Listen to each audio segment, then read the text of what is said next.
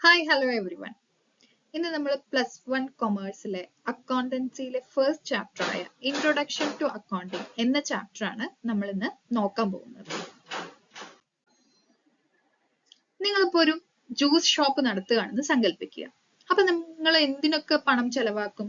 ആദ്യം കുറച്ച് ഫ്രൂട്ട്സ് വാങ്ങിക്കണം, ഷുഗർ വാങ്ങിക്കണം, പിന്നെ നിങ്ങളിപ്പോ ആ ഒരു ഷോപ്പ് റെന്റിന് എടുത്തിട്ടാണ് സ്ഥാപനം നടത്തിക്കൊണ്ട് പോകുന്നത് എന്നുണ്ടെങ്കിൽ ആ റെന്റ് കൊടുക്കണം, ഇലക്ട്രിസിറ്റി ചാർജസ് കൊടുക്കണം. ഇതിനൊക്കെ എന്ത് ചെയ്യണം? പണം ചെലവാക്കണം. എപ്പോഴാണ് വരുമാനം ഉണ്ടായി തുടങ്ങുന്നത്?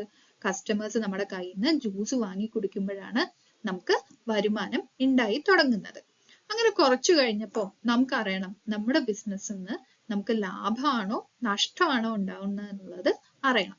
എന്താണ് ലാഭം എന്ന് വെച്ചാൽ, അല്ലെങ്കിൽ പ്രോഫിറ്റ് പറഞ്ഞാൽ എന്താണ്? നമുക്കുണ്ടാവുന്ന വരുമാനത്തെക്കാട്ടിലും നമ്മുടെ ചെലവുകൾ കുറവാണ് എന്നുണ്ടെങ്കിൽ അവിടെ നമ്മൾ ലാഭം ഉണ്ടാക്കുകയാണ്, പ്രോഫിറ്റ് ആണ് നമ്മൾ ഉണ്ടാക്കുന്നത്. ഇനി നമുക്ക് വരുന്ന വരുമാനത്തെക്കാട്ടിലും കൂടുതലാണ് നമ്മുടെ ചെലവുകൾ എന്നുണ്ടെങ്കിലോ അവിടെ നമ്മൾ നഷ്ടമാണ് ഉണ്ടാക്കുന്നത്, അല്ലെങ്കിൽ നമ്മുടെ ബിസിനസ്സിന് ലോസ് ആണ് സംഭവിച്ചുകൊണ്ടിരിക്കുന്നത്. അതേപോലെ നമ്മുടെ പക്കൽ എത്ര പണം ബാക്കിയുണ്ട്, അല്ലാന്നുണ്ടെങ്കിൽ നമുക്കൊരു പുതിയ ജ്യൂസർ വാങ്ങിക്കണം, നമ്മുടെ ജ്യൂസ് ഷോപ്പ് കുറച്ചും കൂടി എക്സ്പാൻഡ് ചെയ്യുകയാണ്, അപ്പൊ നമുക്കൊരു പുതിയ ജ്യൂസർ വാങ്ങിക്കണം. അതിന് വേണ്ട പണം നമ്മുടെ ബിസിനസ്സിലുണ്ടോ? ഈ കാര്യങ്ങളൊക്കെ നമുക്ക് എങ്ങനെ അറിയാനായിട്ട് സാധിക്കും? ഇവയ്ക്കൊക്കെ ഉത്തരം നൽകാൻ നിങ്ങൾ വരുന്നതും പോകുന്നതുമായ ഓരോ രൂപയും ട്രാക്ക് ചെയ്യണം. ഈ പണത്തിന്റെ ഈ ട്രാക്കിങ്ങിനെയാണ് നമ്മൾ എന്ത് പറയുന്നത്? അക്കൗണ്ടിങ് എന്ന് പറയുന്നത്. നമ്മളിപ്പോ ഒരു ബിസിനസ് നടത്തുകയാണെന്നുണ്ടെങ്കിൽ അതിന് വരുന്ന വരവുകളും അതേപോലെ ചെലവുകളും നമ്മൾ ട്രാക്ക് ചെയ്ത് അല്ലെങ്കിൽ റെക്കോർഡ് ചെയ്ത് സൂക്ഷിച്ചു വെക്കുന്നതിനെയാണ് നമ്മൾ എന്ത് പറയുന്നത്? അക്കൗണ്ടിങ് എന്ന് പറയുന്നത്. പണ്ടൊക്കെ അക്കൗണ്ടിങ് എന്ന് പറഞ്ഞാൽ രേഖകൾ അല്ലെങ്കിൽ റെക്കോർഡ്സ് സൂക്ഷിക്കുക എന്നുള്ളത് മാത്രമായിരുന്നു. അതായത് പണം എവിടുന്ന് വരുന്നു, എവിടേക്ക് പോകുന്നു എന്നുള്ളതിന്റെ റെക്കോർഡ്സും ട്രാക്കും ഒക്കെ സൂക്ഷിച്ചു വെക്കുന്നത് മാത്രമായിരുന്നു ഒരു അക്കൗണ്ടിങ് കൊണ്ട് ഉദ്ദേശിക്കുന്നത്. ആരാണ് അക്കൗണ്ടന്റ്? അക്കൗണ്ടിങ് ചെയ്യുന്ന ആളെയാണ് നമ്മൾ എന്ത് പറയുന്നത്? അക്കൗണ്ടന്റ് എന്ന് പറയുന്നത്. ഇന്ന് അക്കൗണ്ടന്റിന്റെ പങ്ക് വളരെ വലുതാണ്. ഇപ്പൊ ബിസിനസ്സിലെ പ്രധാനപ്പെട്ട തീരുമാനങ്ങൾ എടുക്കാനും ബിസിനസിന്റെ വളർച്ചയ്ക്കും അതേപോലെ ബിസിനസ്സിൽ നഷ്ടം വരാതിരിക്കാനും വേണ്ടിയിട്ടുള്ള വിവരങ്ങളും ഒക്കെ നമുക്ക് ഒരു അക്കൗണ്ടന്റിന് തരാനായിട്ട് സാധിക്കും. പലതരത്തിലുള്ള അക്കൗണ്ടിങ് ഉണ്ട്. ഫോറൻസിക് അക്കൗണ്ടിങ്, അതായത് സാമ്പത്തിക കുറ്റകൃത്യങ്ങൾ പിടിക്കാൻ സഹായിക്കുന്നതാണ് എന്ത്? ഫോറൻസിക് അക്കൗണ്ടിങ് എന്ന് പറയുന്നത്. ഇ കൊമേഴ്സിൽ എന്താണ് പറയുന്നത്? ഓൺലൈൻ ആയിട്ടുള്ള പേയ്മെന്റ് സംവിധാനങ്ങൾ സജ്ജീകരിക്കുന്നതാണ് ഇ കൊമേഴ്സിൽ പറയുന്നത്. Environmental accounting. എന്താണ് എൻവറോൺമെന്റൽ അക്കൗണ്ടിങ്? പരിസ്ഥിതി സംരക്ഷണ പ്രവർത്തനങ്ങൾക്കായി ചെലവഴിക്കുന്ന പണത്തിന്റെ ട്രാക്ക് ചെയ്യുന്നതിനെയാണ് നമ്മൾ എന്ത് പറയുന്നത്? എൻവറോൺമെന്റൽ അക്കൗണ്ടിങ് എന്ന് പറയുന്നത്. അതുകൊണ്ട് അക്കൗണ്ടിങ് എന്ന് പറയുന്നത് ഇനി വെറും റെക്കോർഡ് സൂക്ഷിക്കൽ മാത്രമല്ല, ശരിയായ സമയത്ത് ശരിയായ ആളുകൾക്ക് ശരിയായ വിവരങ്ങൾ നൽകുന്ന ഒരു സംവിധാനം കൂടിയാണ് എന്ത്? അക്കൗണ്ടിങ് എന്ന് പറയുന്നത്. അതുകൊണ്ട് തന്നെ ബിസിനസ് കൂടുതലും അക്കൗണ്ട്സിലാണ് വിശ്വസിച്ചിരിക്കുന്നത്, അല്ലെങ്കിൽ business rely on accounts for informations. ഇനി ഡെഫിനിഷൻസ് ഓഫ് അക്കൗണ്ടിങ് ആണ് പറയുന്നത്. AICPA, American institute of certified public accountants, അവരെന്താണ് അക്കൗണ്ടിങ്ങിനെ കുറിച്ച് പറയുന്നത്? Accounting is the art of recording, classifying, summarising, interpreting money transaction എന്നാണ് എന്തിനെ കുറിച്ച് പറയുന്നത്? അക്കൗണ്ടിങ്ങിനെ കുറിച്ച് പറയുന്നത്. അതായത് പണമിടപാടുകൾ രേഖപ്പെടുത്തുന്നതിനും റെക്കോർഡ് ചെയ്യാനും അതേപോലെ തരംതിരിക്കാനും ക്ലാസിഫൈ ചെയ്യാനും സംഗ്രഹിക്കാനുമുള്ള, അതായത് സമ്മറൈസ് ചെയ്യാനുമുള്ള, അതുപോലെ തന്നെ ഇന്റർപ്രറ്റ് ചെയ്യുക, അതായത് വ്യാഖ്യാനിക്കാനുമുള്ള ഒരു കലയാണ് അക്കൗണ്ടിംഗ് എന്നാണ് AICPA പറയുന്നത്. ഉദാഹരണത്തിന് നമ്മൾ കഴിഞ്ഞ ജ്യൂസ് ഷോപ്പിന്റെ എക്സാമ്പിൾ തന്നെ എടുക്കാം. ആ ജ്യൂസ് ഷോപ്പിന് വരുന്ന വരുമാനം, അതായത് ആ ജ്യൂസ് സെയിൽ ചെയ്ത് നമുക്ക് കിട്ടുന്ന വരുമാനം നമ്മൾ രേഖപ്പെടുത്തി വെക്കും. അതേപോലെ അതിനുണ്ടാവുന്ന എക്സ്പെൻസുകളും, ഈ പറഞ്ഞ പോലെ ഫ്രൂട്ട്സ് വാങ്ങിച്ചു, ഷുഗർ വാങ്ങിച്ചു, അല്ലെങ്കിൽ റെന്റ് കൊടുത്തു, ഇലക്ട്രിസിറ്റി ബില്ല് കൊടുത്തു, ഇങ്ങനെയുള്ള ചെലവുകളും നമ്മൾ എന്ത് ചെയ്ത് വെക്കും? രേഖപ്പെടുത്തി വെക്കും, റെക്കോർഡ് ചെയ്ത് വെക്കും അല്ലെ? അപ്പൊ നമ്മൾ അവിടെ റെക്കോർഡിങ് ചെയ്യുന്നുണ്ട്. അതേപോലെ നമ്മളിപ്പോ ആ ജ്യൂസ് ഷോപ്പില് ജ്യൂസിന്റെ ഒപ്പം ചെറിയ ഫുഡ്സും മറ്റുമൊക്കെ ഫുഡുകളും മറ്റുമൊക്കെ കൊടുക്കണ്ടെന്ന് വിചാരിക്കുക. അപ്പൊ നമ്മൾ എങ്ങനെയാണ് അതിനെ റെക്കോർഡ് ചെയ്ത് വെക്കുക? ജ്യൂസ് വിറ്റ് കിട്ടുന്നതിൽ നിന്നുള്ള വരുമാനം ഇത്ര, അതേപോലെ ഫുഡ്സ് വിറ്റ് കിട്ടുന്നതിനുള്ള വരുമാനം ഇത്ര പറഞ്ഞിട്ട് രണ്ടും രണ്ട് തരത്തിൽ തരം തിരിച്ച് വെക്കും, റെക്കോർഡ് ചെയ്ത് വെക്കും അല്ലെ? ഇൻകം ഫ്രം ജ്യൂസ് ഇത്ര, ഇൻകം ഫ്രം ഫുഡ് ഇത്ര പറഞ്ഞിട്ട് നമ്മൾ തരം തിരിച്ചു വെക്കും. അതിനെയാണ് എന്ത് പറയുന്നത്? ക്ലാസിഫൈ ചെയ്യുന്നത്. എന്നിട്ട് നമ്മൾ മാസം തോറും അല്ലാന്നുണ്ടെന്നുണ്ടെങ്കിൽ ആഴ്ച തോറും നമ്മൾ എന്ത് ചെയ്യും? അതിനെ ആകെ തുക എത്രയുണ്ട്, എത്ര ചെലവായി, എത്ര വന്നു എന്നുള്ളതൊക്കെ നമ്മൾ ചെക്ക് ചെയ്യും. പിന്നെ അത് കഴിഞ്ഞിട്ട് നമ്മൾ എന്ത് ചെയ്യും? ഇന്റർപ്രറ്റ് ചെയ്യും, വ്യാഖ്യാനിക്കും. എന്ത്? നമുക്ക് പ്രോഫിറ്റ് ആണോ ഉണ്ടാവുന്നത്, ലോസ് ആണോ ഉണ്ടാവുന്നത് എന്നുള്ളത് നോക്കും. ഓക്കെ, അപ്പൊ അതാണ് അക്കൗണ്ടിങ്ങിന്റെ ഡെഫിനിഷനിൽ പറയുന്നത്. അപ്പൊ accounting is the art of recording, classifying, summarising and interpreting money transaction. ഇനി AAA എന്താണ് അക്കൗണ്ടിങ്ങിനെ കുറിച്ച് പറഞ്ഞിരിക്കുന്നത്? എന്താണ് AAA? American accounting association. അവരെന്താണ് അക്കൗണ്ടിങ്ങിനെ കുറിച്ച് പറഞ്ഞിരിക്കുന്നത്? Accounting is about identifying, measuring and sharing important financial information so people can make good decisions. അതായത് അക്കൗണ്ടിങ് എന്നത് ആളുകൾക്ക് നല്ല തീരുമാനങ്ങൾ ഗുഡ് ഡിസിഷൻസ് എടുക്കാൻ കഴിയുന്ന തരത്തിൽ പ്രധാനപ്പെട്ട സാമ്പത്തിക വിവരങ്ങൾ, അതായത് ഇമ്പോർട്ടന്റ് ഫിനാൻഷ്യൽ ഇൻഫോർമേഷൻസ് ഐഡന്റിഫൈ ചെയ്യുകയും അതിനെ മെഷർ ചെയ്യുകയും അതേപോലെ ഷെയർ ചെയ്യുകയും ആണ് അക്കൗണ്ടിങ് എന്നാണ് പറയുന്നത്. ഉദാഹരണത്തിന് ഇപ്പൊ നമ്മൾ ഒരു ലോണ് കൊടുക്കുകയാണെന്ന് വിചാരിക്കുക. ആ ലോണ് കൊടുക്കുന്നതിന് മുന്നേ ബാങ്ക് എന്തൊക്കെ ചെക്ക് ചെയ്യും? നമ്മുടെ റെക്കോർഡ്സും കാര്യങ്ങളും ഒക്കെ ചെക്ക് ചെയ്യും അല്ലെ? അതേപോലെ ഒരു ഇൻവെസ്റ്റർ, അതായത് ഒരു നിക്ഷേപകൻ ഒരു ബിസിനസ്സിൽ ഇൻവെസ്റ്റ് ചെയ്യാൻ പോവുകയാണെന്നുണ്ടെന്നുണ്ടെങ്കിൽ അയാൾ അവരുടെ അക്കൗണ്ട്സ് നോക്കും. നോക്കിയിട്ട് അവർക്ക് ആ ബിസിനസ്സിന് പ്രോഫിറ്റ് ആണോ വരുന്നത് എന്നുള്ളത് നോക്കും. അങ്ങനെ പ്രോഫിറ്റ് ഉള്ള ബിസിനസ്സിലായിരിക്കും ഇൻവെസ്റ്റേഴ്സ് എമൗണ്ട് അല്ലെങ്കിൽ മണി ഇൻവെസ്റ്റ് ചെയ്യുന്നുണ്ടാവുക. അപ്പോൾ accounting is about identifying, measuring and sharing important financial information so people can make good decision. ഇവിടെ ഇൻവെസ്റ്റർ ഈ അക്കൗണ്ട്സ് നോക്കിയിട്ട് എന്ത് ഡിസിഷൻ ആയിരിക്കും എടുക്കുന്നുണ്ടാവുക? അക്കൗണ്ട്സ് നോക്കി പ്രോഫിറ്റ് ആണെന്നുണ്ടെങ്കിൽ അയാൾക്ക് ഇൻവെസ്റ്റ് ചെയ്യാം എന്നുള്ള ഒരു ഡിസിഷൻ ആയിരിക്കും അയാൾ എടുക്കുന്നുണ്ടാവുക. ഇനിയിപ്പോ അതൊരു ലോസ് മേക്കിംഗ് ബിസിനസ് ആണെന്നുണ്ടെങ്കിലോ അയാൾ ഇൻവെസ്റ്റ് ചെയ്യാനായിട്ട് നോക്കുമോ? ഇല്ല. അപ്പൊ ആളുകൾക്ക് നല്ല തീരുമാനങ്ങൾ എടുക്കാനായിട്ടും ഈ അക്കൗണ്ട്സ് നമ്മളെ സഹായിക്കും. ഇനി AICPA തന്നെ വേറൊരു ഡെഫിനിഷൻ കൂടി പറയുന്നുണ്ട്. It provides quantitative information that help in making economic decision. അതായത് സാമ്പത്തിക തീരുമാനങ്ങൾ, അതാണ് എക്കണോമിക് ഡിസിഷൻസ് എന്ന് പറയുന്നത്. സാമ്പത്തിക തീരുമാനങ്ങൾ എടുക്കാൻ സഹായിക്കുന്ന വിവരങ്ങൾ അക്കൗണ്ടിങ് തരുന്നു. ഉദാഹരണത്തിന് നമ്മളിപ്പോ നമ്മുടെ ആ ജ്യൂസ് ഷോപ്പിന്റെ കാര്യം പറയുകയാണെന്നുണ്ടെങ്കിൽ ജ്യൂസ് ഷോപ്പ് കുറച്ച് നടത്തി കഴിഞ്ഞു വെച്ചാൽ നമ്മൾ എന്ത് ചെയ്യും? അത് കുറച്ചൊന്ന് എക്സ്പാൻഡ് ചെയ്യണം എന്ന് വിചാരിക്കും അല്ലെ? അപ്പോൾ നമ്മുടെ അക്കൗണ്ട്സ് നോക്കിയിട്ട് വേണം നമുക്ക് തീരുമാനിക്കാനായിട്ട് നമ്മുടെ ജ്യൂസ് ഷോപ്പ് എക്സ്പാൻഡ് ചെയ്യാറായോ, അതായത് ഇപ്പൊ നല്ല രീതിക്ക് പ്രോഫിറ്റ് വരുന്നുണ്ട് എന്നുണ്ടെങ്കിൽ നമുക്ക് വേണമെങ്കിൽ കുറച്ചുകൂടി എന്ത് ചെയ്യാം? അതൊന്ന് എക്സ്പാൻഡ് ചെയ്യാം. അപ്പൊ കൂടുതൽ വരുമാനം വരും, നമുക്ക് കൂടുതൽ പ്രോഫിറ്റ് വരും. ഇനി നമുക്ക് ഈ ബിസിനസ് എക്സ്പാൻഡ് ചെയ്യുന്ന വഴി കൂടുതൽ ബിസിനസ് വരും അല്ലെ? ബിസിനസ് വരികയാണെന്നുണ്ടെന്നുണ്ടെങ്കിൽ നമുക്ക് എന്ത് വേണം? അവിടെ കൂടുതൽ ആളുകൾ വേണം. അപ്പൊ പുതിയ ആളെ നമ്മൾ റിക്രൂട്ട് ചെയ്യണോ, ഹെയർ ചെയ്യണോ എന്നുള്ള കാര്യങ്ങളൊക്കെ നമുക്ക് ഈ അക്കൗണ്ട്സ് നോക്കിയാൽ അറിയാനായിട്ട് സാധിക്കും.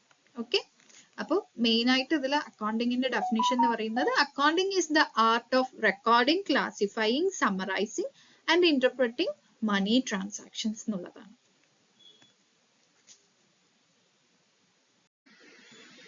ഇനി എന്താണ് economic event?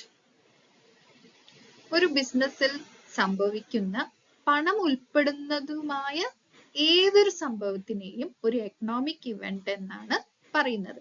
An economic event is anything that happens in a business and involves money. It must be something that affects the business financially and can be measured in money. ഒരു ബിസിനസ്സിനെ സംബന്ധിക്കുന്ന ഒരു കാര്യമായിരിക്കണം, അതേപോലെ അത് മണി ആയിട്ട് നമുക്ക് മെഷർ ചെയ്യാൻ പറ്റും. അതിനെയാണ് നമ്മൾ എന്ത് പറയുന്നത്? എക്കണോമിക് ഇവന്റ് എന്ന് പറയുന്നത്. ഉദാഹരണത്തിന് നമ്മളിപ്പോ ഒരു മെഷീൻ വാങ്ങിച്ച് അതിനെ സെറ്റപ്പ് ചെയ്യുകയാണ്. അപ്പൊ അതുമായിട്ട് ആ ഒരു ഇവന്റുമായിട്ട് ബന്ധപ്പെട്ട് കുറെ മണി റിലേറ്റഡ് ആക്ഷൻസ് നടക്കുന്നുണ്ട്. ഒന്നാമത് നമ്മൾ ആ മെഷീൻ വാങ്ങിക്കുന്നു, ബൈയിങ് ദാറ്റ് മെഷീൻ. ആ മെഷീൻ വാങ്ങിക്കുമ്പോൾ നമ്മൾ എന്ത് കൊടുക്കണം? പൈസ, പണം, മണി കൊടുത്താൽ മാത്രമേ നമുക്ക് ആ ഒരു മെഷീൻ കിട്ടുള്ളൂ. അപ്പൊ അവിടെ ഒരു മോണിറ്ററി റിലേറ്റഡ് ആക്ടിവിറ്റിയാണ് അവിടെ ഉണ്ടാവുന്നത്. ആ മെഷീൻ വാങ്ങിക്കുന്നത് നമ്മൾ ബിസിനസ്സിന് വേണ്ടിയിട്ടാണ്. അപ്പോൾ എക്കണോമിക് ഇവന്റ് ആവാനായിട്ടുള്ള രണ്ട് കണ്ടീഷൻസും നമ്മൾ അവിടെ സാറ്റിസ്ഫൈ ചെയ്യണം. ഒന്ന്, അത് ബിസിനസ്സിനുമായിട്ട് ബന്ധപ്പെട്ടതായിരിക്കണം, അല്ലെങ്കിൽ അത് ബിസിനസ്സിന് വേണ്ടിയിട്ടുള്ളതായിരിക്കണം. അവിടെ ഒരു മോണിറ്ററി ട്രാൻസാക്ഷനും നടന്നിരിക്കണം. അപ്പൊ ആ മെഷീൻ വാങ്ങിക്കുന്നതിലൂടെ ഈ രണ്ട് കണ്ടീഷനും എന്തായി? സാറ്റിസ്ഫൈ ആയി. പിന്നെ അതേപോലെ ആ മെഷീൻ വാങ്ങിച്ചാൽ മാത്രം പോരാ, നമ്മൾ ആ മെഷീൻ നമ്മുടെ ബിസിനസ് സ്ഥാപനത്തിലേക്ക് കൊണ്ടുവരണം. അതിനായിട്ട് എന്ത് വേണം? ട്രാൻസ്പോർട്ടേഷൻ, ഗതാഗതം ഏർപ്പെടുത്തണം, അല്ലെ? അപ്പോൾ ആ ട്രാൻസ്പോർട്ടേഷൻ ചാർജസും നമ്മൾ കൊടുക്കണം. ഓക്കെ. പിന്നെ അത് കഴിഞ്ഞിട്ട് ഈ മെഷീൻ കൊണ്ടുവന്ന് നമ്മുടെ ബിസിനസ് സ്ഥാപനത്തിൽ ഒരവിടെ ഫിക്സ് ചെയ്യണം എന്നുണ്ടെന്നുണ്ടെങ്കിൽ അതിന് വേണ്ടിയിട്ടുള്ള സൈറ്റും കാര്യങ്ങളും ഒക്കെ ആദ്യമേ നമ്മൾ എന്ത് ചെയ്യണം? പ്രിപ്പയർ ചെയ്ത് വെക്കണം. ആ സൈറ്റ് പ്രിപ്പയർ ചെയ്യണം എന്നുണ്ടെന്നുണ്ടെങ്കിൽ അതിനും പണച്ചെലവ് ഉള്ളതാണ്. അടുത്തത്, മെഷീൻ വാങ്ങിച്ചു, നമ്മൾ ട്രാൻസ്പോർട്ട് ചെയ്ത് നമ്മുടെ സ്ഥാപനത്തിലേക്ക് കൊണ്ടുവന്നു. പിന്നെ എവിടെയാണോ നമ്മൾ ആ മെഷീൻ ഫിക്സ് ചെയ്യാൻ വേണ്ടിയിട്ടുള്ള സ്ഥലം, അവിടെ കൊണ്ടുപോയിട്ട് നമുക്ക് ആ മെഷീൻ ഇൻസ്റ്റാൾ ചെയ്യണം. ഇൻസ്റ്റാൾ ചെയ്തിട്ട് അത് ടെസ്റ്റ് റണ്ണും മറ്റുമൊക്കെ ചെയ്യണം.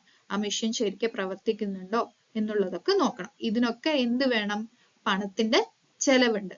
അപ്പൊ ഈ പറഞ്ഞ ഈ ഒരു മെഷീൻ വാങ്ങിച്ചു എന്നതിലൂടെ ബിസിനസ്സിന് വേണ്ടിയിട്ടാണ് നമ്മൾ ആ മെഷീൻ വാങ്ങിക്കുന്നത്. അതേപോലെ അതിന് പണച്ചെലവുണ്ട്. അപ്പോൾ അത് ബിസിനസ്സിന് വേണ്ടി സംഭവിക്കുന്നു. ആൻഡ് ഇറ്റ് ഇൻവോൾവ്സ് മണി. അപ്പൊ അതെന്താണ്? അതൊരു എക്കണോമിക് ഇവന്റ് ആണ്. ഇവയെല്ലാം ഒരു ഇവന്റുമായിട്ട് ബന്ധപ്പെട്ട സാമ്പത്തിക ഇടപാടുകളാണ്. ഏതാണ് ആ event? Setting up of A new machine എന്നുള്ളത്. അപ്പൊ അക്കൗണ്ടിങ്ങിൽ ഇവയെല്ലാം രേഖപ്പെടുത്തണം. കാരണം ഇതെല്ലാം നമുക്ക് മോണിറ്ററി വാല്യൂവിൽ മെഷർ ചെയ്യാനും പറ്റും, അത് നമുക്ക് റെക്കോർഡ് ചെയ്യാനായിട്ടും പറ്റും.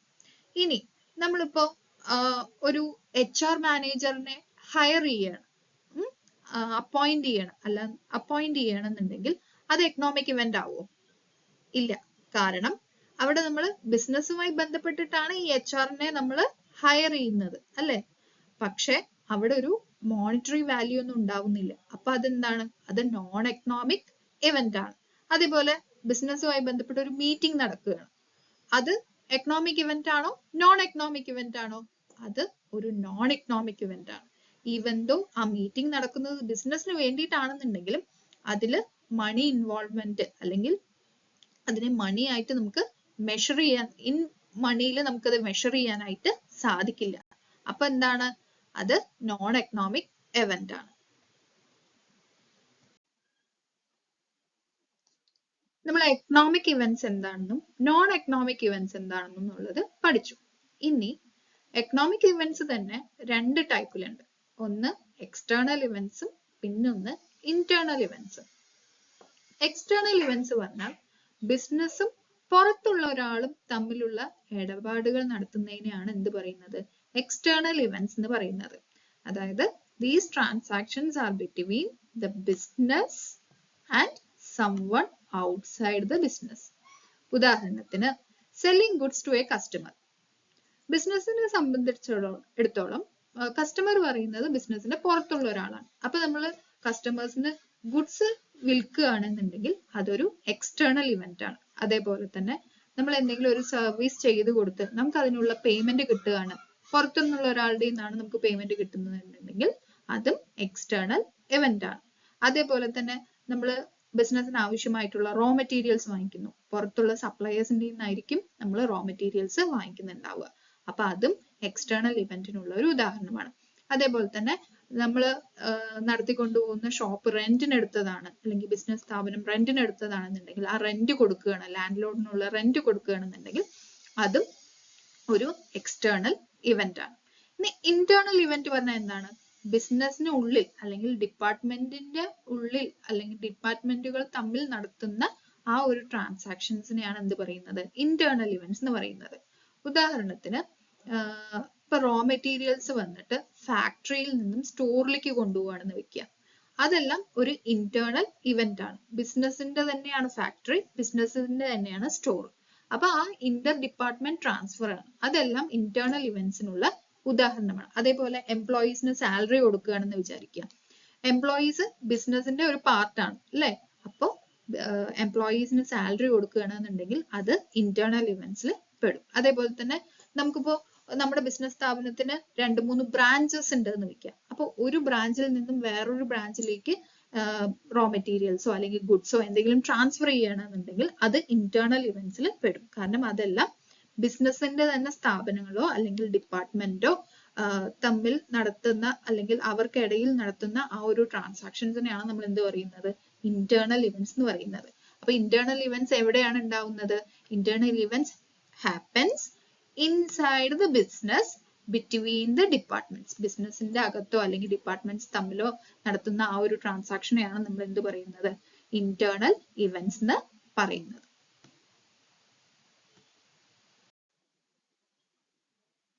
നമ്മൾ അക്കൗണ്ടിങ്ങിന്റെ ഡെഫിനിഷൻ പഠിച്ചപ്പോൾ കുറച്ച് പുതിയ ടേംസ് ഒക്കെ അതിലുണ്ടാവും. Identification, measurement, recording, communication, organisation, interested users എന്നൊക്കെ പറഞ്ഞിട്ട്. അപ്പൊ അക്കൗണ്ടിങ്ങിൽ ഈ ടേംസ് ഒക്കെ കൊണ്ട് എന്താണ് അർത്ഥമാക്കുന്നത് എന്നുള്ളതാണ് നമ്മൾ ഇന്ന് നോക്കാൻ പോകുന്നത്. Identification, measurement, recording and communication in accounting. അക്കൗണ്ടിങ്ങിൽ identification, measurement, recording and communication കൊണ്ട് എന്താണ് ഉദ്ദേശിക്കുന്നത് എന്നുള്ളത് നോക്കാം. ആദ്യം ഐഡന്റിഫിക്കേഷൻ. എന്താണ് റെക്കോർഡ് ചെയ്യേണ്ടത് എന്നുള്ളത് കണ്ടെത്തുക എന്നുള്ള പ്രോസസ്സാണ് ഐഡന്റിഫിക്കേഷൻ കൊണ്ട് ഉദ്ദേശിക്കുന്നത്. പണവും ബിസിനസ്സുമായി ബന്ധപ്പെട്ട ഇവന്റുകൾ മാത്രമേ നമ്മൾ എന്ത് ചെയ്യുള്ളൂ, അക്കൗണ്ട്സിൽ രേഖപ്പെടുത്തുള്ളൂ. അപ്പൊ അങ്ങനത്തെ കാര്യങ്ങൾ ആദ്യം കണ്ടുപിടിക്കുക എന്നുള്ള പ്രോസസ്സാണ് ഐഡന്റിഫിക്കേഷൻ കൊണ്ട് ഉദ്ദേശിക്കുന്നത്.